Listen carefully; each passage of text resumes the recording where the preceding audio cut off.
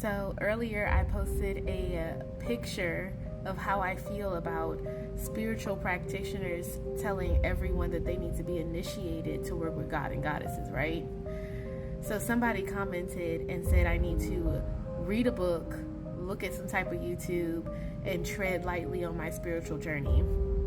And it kind of made me think, like, most of us get initiated through karmic lessons. Some of us get initiated through what we know as trauma, when it's actually karma, which is actions. Actions from our past life, actions from this current life that happened when we were too ignorant to understand exactly what we were truly doing and the consequences of it.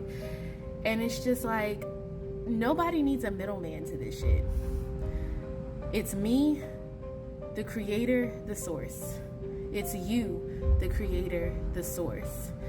And in this day and age, we don't have witch doctors or medicine womans or medicine mans or, our local sorceress, if what they tell us is true about our history, like we had in our communities before. So for me, I'm just like, people being on social media trying to be the local witch or trying to be the local witch doctor or the local spiritualist, the village spiritualist, is a scam to me. And we already have this society stealing our energetic flow of abundance already. The fact that we have something called fucking credit. Like, what? The fact that, prices are unfortunately rising. And all I have to say to that comment is I do not consent. Return to sender.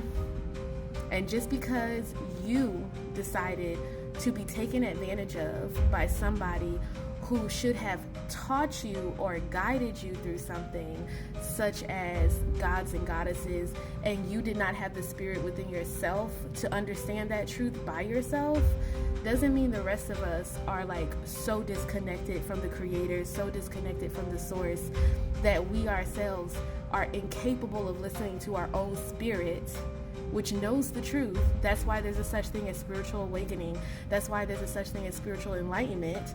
We already know the truth. All we have to do is slow down enough, cope with all this bullshit enough to be able to listen to our spirits as our own spirit guides us, and as our ancestors who are assigned to us helps us out with that awakening and that enlightenment.